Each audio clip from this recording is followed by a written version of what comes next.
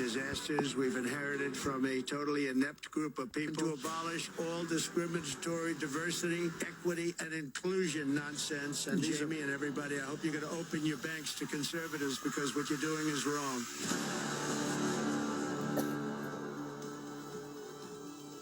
In this video today, President Trump stuns the World Economic Forum. He calls out the global elites to their faces. Also, breaking news, Pete Hegseth's nomination might be in trouble. So let's start with the most important issue to all of us is Trump speaking about the cost of living and what he plans to do about it. On day one, I signed an executive order directing every member of my cabinet to marshal all powers at their disposal to defeat inflation and reduce the cost of daily life. I imposed a federal hiring freeze, a federal regulation freeze, a foreign aid freeze, and I created the new Department of Government Efficiency. I terminated the ridiculous and incredibly wasteful Green New Deal. I call it the Green New Scam. Withdrew from the one-sided Paris Climate Accord and ended the insane and costly electric vehicle mandate. We're going to let people buy the car they want to buy.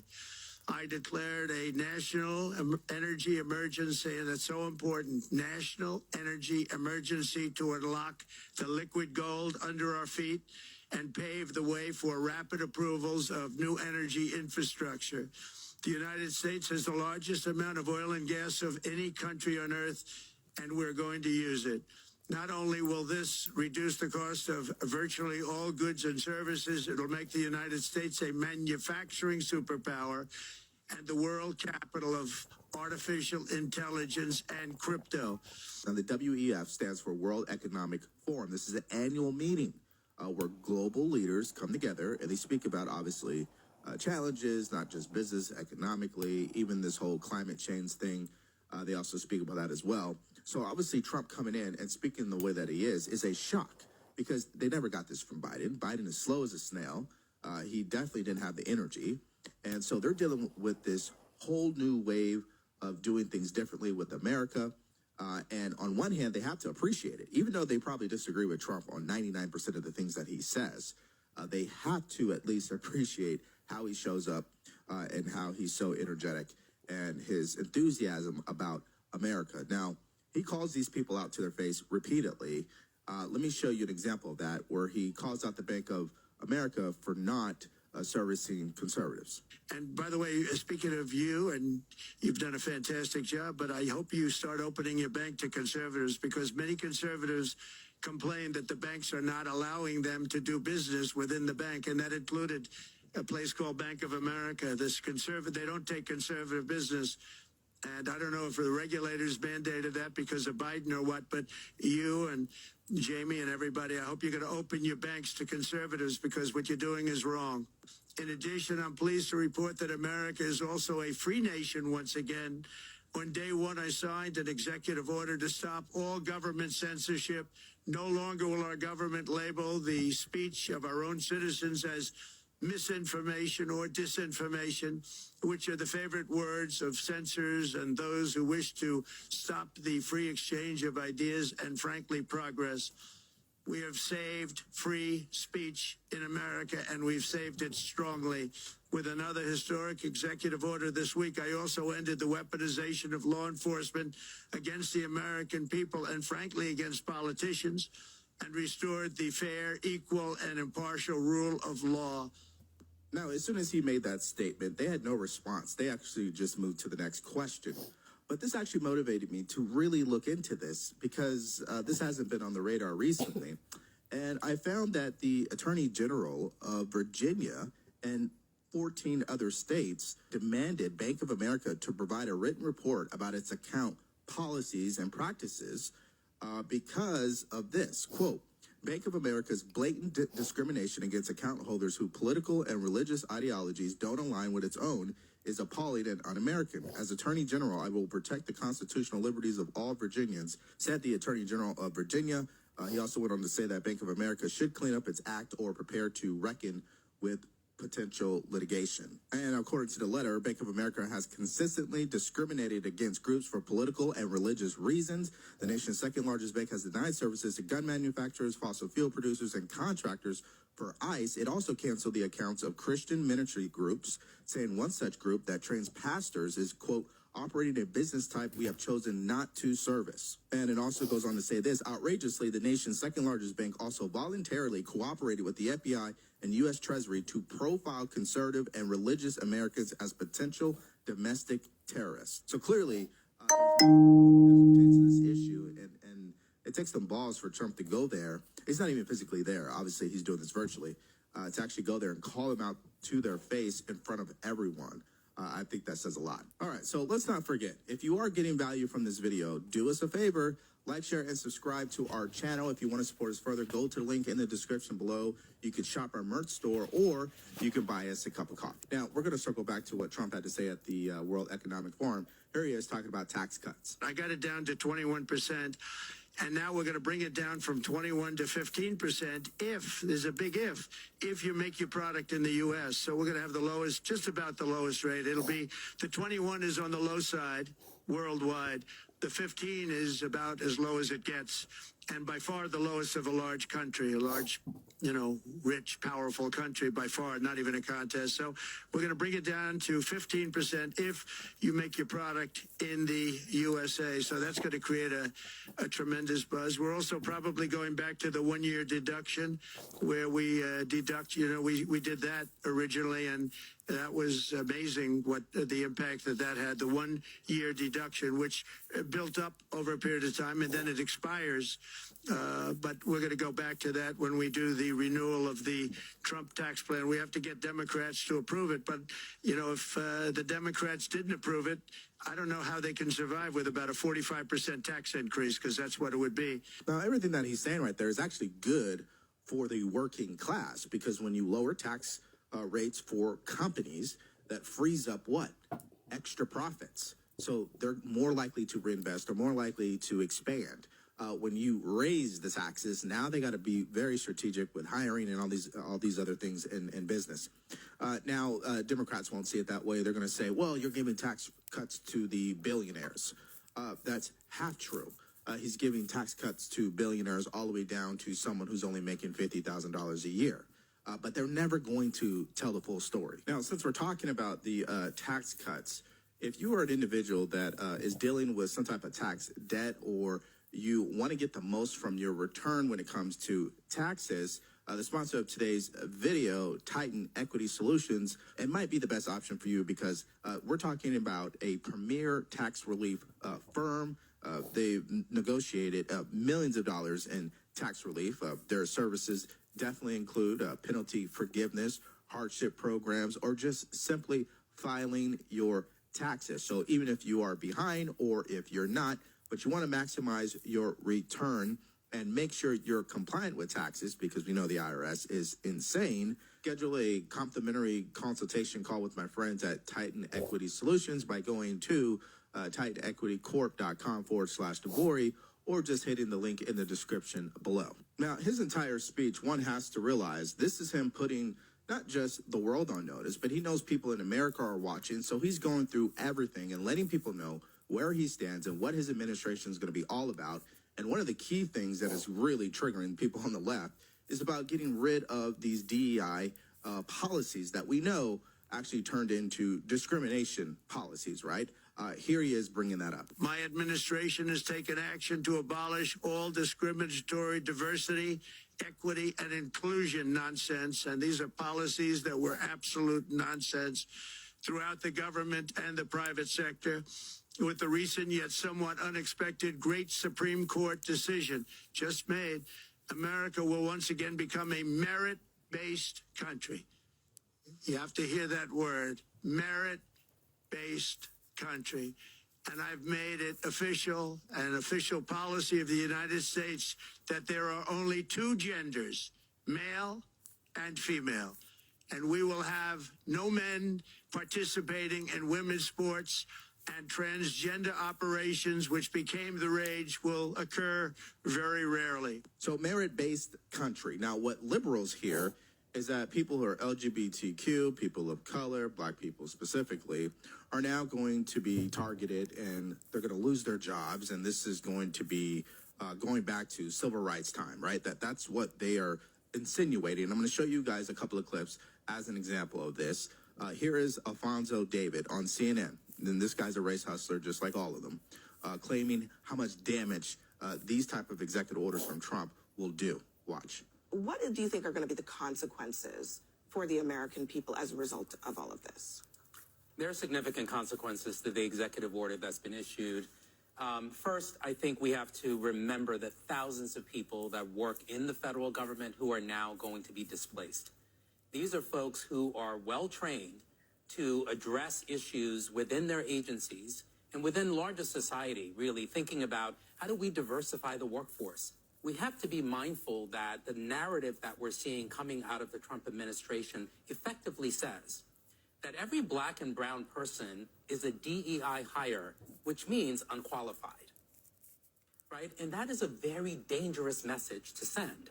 We saw this with Ketanji Brown Jackson, the U.S. Supreme Court Justice. We saw this with Vice President Harris, where we are seeing this in so many different sectors where women of color, people of color generally, are being classified as unqualified, even though they are immensely qualified. Okay, so he's actually conflating two issues. Number one, are these individuals qualified? A Kamala Harris, a Ketanji Brown Jackson.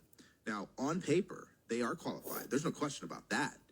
But when you stack them against other candidates, that would take us to the second issue on merit. Are they the best candidate? And obviously the answer would probably be no, based on what we know about those two individuals. One doesn't even know what a woman is, and the other one was in the room with Sleepy Joe Biden on every single key issue decision that he made that was disastrous for this country. So as far as I'm concerned, I don't think they were the best candidates, but that doesn't mean technically they were not qualified to actually be in consideration. That's what I'm saying. I think he's just conflating both of those issues. And here's the other thing. Blame Joe Biden and the Democrats for coining people DEI. He came out and said, I'm going to hire a woman vice president. I'm going to put a black woman on the Supreme Court. He put the spotlight on DEI and turned it into the gender and the race conversation. I happen to be Hispanic, and I became the Lieutenant Governor of California, and I want to believe that happened because of my hard work, my dedication, being disciplined, and your good looks. I don't know about the good looks, but I can tell you this: it's how I feel. So I think the opportunities for everybody. Now, when Alfonso talks about some people are going to get hurt, I don't see it that way. I just respectfully disagree with you. I think that if they are hard workers and they're disciplined and they're very, very brilliantly smart, they're going to get the job. They're going to stay in that job. Now, a lot of Democrats will look at him and call him naive for what he just said. They don't look at it as, oh, if you just work hard, you're going to be successful. Now, clearly, that's a violation of history, meaning success principles. We all know hard work, determination, discipline, not being a victim is always the reason why people succeed, not due to handouts. But they've gotten away from that principle, and it's all about participation, trying to cater to people who they believe to be victims and less than and oppressed by the system. Now, I'm going to give you guys a great example of this. Listen to Alfonso's reaction to what he just said.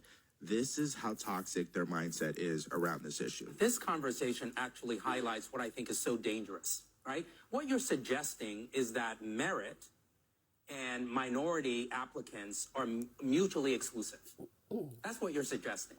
You're saying that if I'm a minority candidate, that means I am actually unqualified, right? No, I don't think he is at all. I don't think he is at all. I'm not going to sit here and listen to you say that. Let's look at the facts. Let's look at the facts. Why is it the majority of people who run Fortune 500 companies are white men? There you go. I mean, it just... Why is that? Why is it? Why do we only have 2 black women that are running Fortune 500 companies? Are you telling me? You gotta work harder. No. Why is Donald That's Trump not the only right appoint answer. one black person to his cabinet?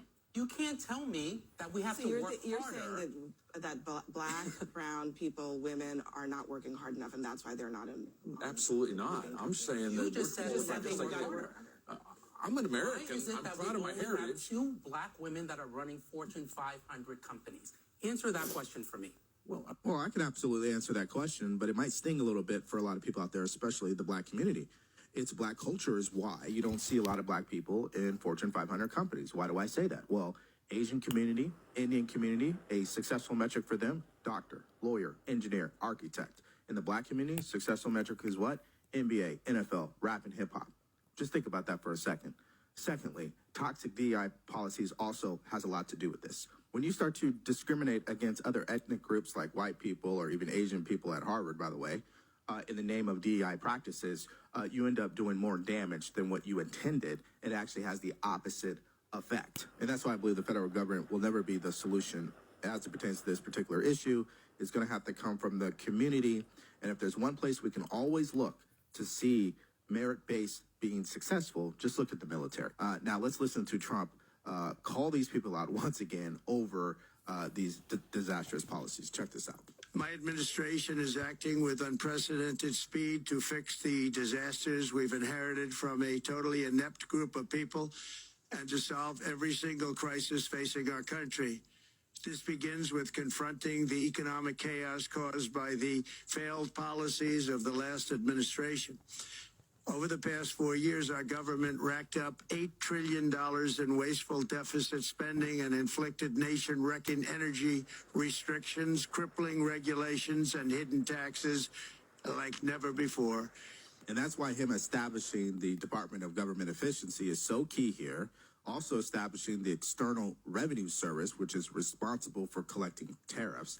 I mean, he's thinking outside the box. And of course, there's going to be a lot of people who criticize him as it pertains to the policy ideas. But what they can't criticize him on is making a significant effort in trying to change the things that have been working against America's interests. And when I say America's interests, I'm talking about people like you and me, the working class. Now, this takes us to the next story because it seems that there are 3 Republicans who are working against Pete Hegseth and are voting no on his nomination as Secretary of Defense. Let's hear Fox News break this story. Just moments ago, Alaska Senator Lisa Murkowski announced on X that she will not be supporting Pete Hegseth for this confirmation vote that is scheduled for, we believe it will happen tomorrow late in the day sometime. She says this, she put out a really lengthy statement. And she says that his past behaviors, including infidelity on multiple occasions, it demonstrates a lack of judgment, she says, that is unbecoming of someone who would lead our armed forces. She also talks about how these behaviors for men and women in the uniform, they are held to a higher standard and they would be held accountable for such actions, and they deserve leaders, she says, who uphold these same standards. So she is out, Murkowski. We're also keeping a close eye on Senators Mitch McConnell and Susan Collins. They could also be no votes, and that would mean that Vice President J.D. Vance would have to come down here to Capitol Hill and break a tie. Again, that is if 3 Republicans wind up voting no on Pete Hegseth. Now, I actually want to circle back on her last paragraph here and kind of dissect it here. Above all, I believe the character is the defining trait required of the Secretary of Defense. It must be prioritized without compromise. The leader of the Department of Defense must demonstrate and model the standards of behavior and character we expect of all service members. And Mr. Hegseth's nomination to the role poses significant concerns that I cannot overlook. So let me just ask this question for the Congresswoman. You overlooked that the current Secretary of Defense twice went AWOL. And technically, it is AWOL because when I was in service, if I had went missing for 1 week and did not notify my chain of command, especially if my chain of command is the President of the United States, yeah, that's AWOL. Now, the other issue about all of this is that as soon as Joe Biden was sworn in, Lloyd Austin was confirmed within 48 hours. The only person that is confirmed for Trump's cabinet is Marco Rubio. You got Ratcliffe for CIA director still waiting. Kristi Noem is still waiting. So the Democrats clearly are slow walking this. And by this Republican coming out and stating this, she's only causing more unnecessary drama here. Dan Bongino said this about the Congresswoman, by far the most embarrassing member of the Republican Senate. This woman is a disgrace to humankind, and she's a total fraud. She has no integrity and no real skills other than pulling scams to win elections. She consistently loses. This is the one seat where we are almost better off with a Democrat. And Charlie Kirk said this, don't get distracted by Senator Susan Collins' news about Pete Hegseth.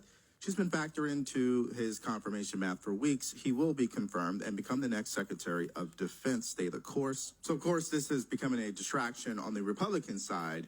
But let's not forget about what Democrats are saying. And so here is the nastiness about politics put on full display from Chuck Schumer when he speaks about Pete Hegseth. Pete Hegseth is so utterly unqualified. He ranks up there with Vogt as one of the very worst nominees that could be put forward. The Defense Department, people's lives depend on it. Civilians and, of course, the men and women in the armed services. And Pete Hegseth has shown himself not only incapable of running a large organization, he often shows himself incapable of showing up, or showing up in a way where he could get anything done. He is so out of the mainstream and so unqualified for DOD that I am hopeful we will get our Republican colleagues to join us. There'll be a vote this afternoon.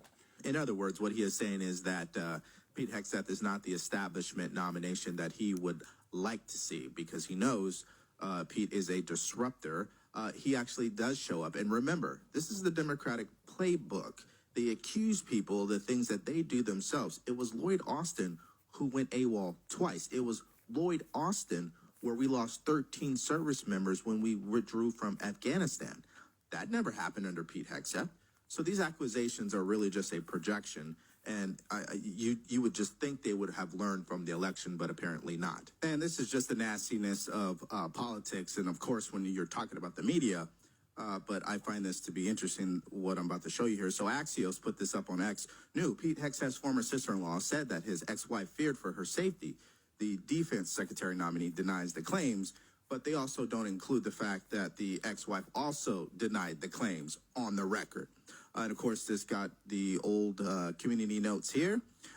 Readers added context they thought people might know, not included in the headline. Says ex-wife also denies the claims, which is what I just said. So they're just being nasty, and I don't think it's really going to work at the end of the day, because Republicans don't want to be a part of history of declining the nomination for Trump. I mean, that would be a disaster for them as it pertains to the midterms. So here's a question for you guys to answer in the comment section below. What do you think about Trump's speech at the World Economic Forum?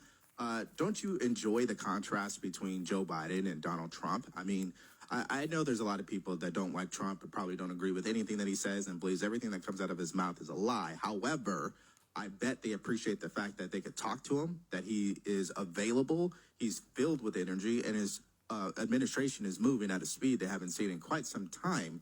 So let me get your direct reaction about this in the comment section below, and how excited you were about that speech. Now, Trump also shocked with an interview he did with Hannity that was released last night, and part of that interview was him ripping California Governor Gavin Newsom over and over again. So if you guys want to check out that story and what he had to say, all you have to do is click on that video because it's coming up.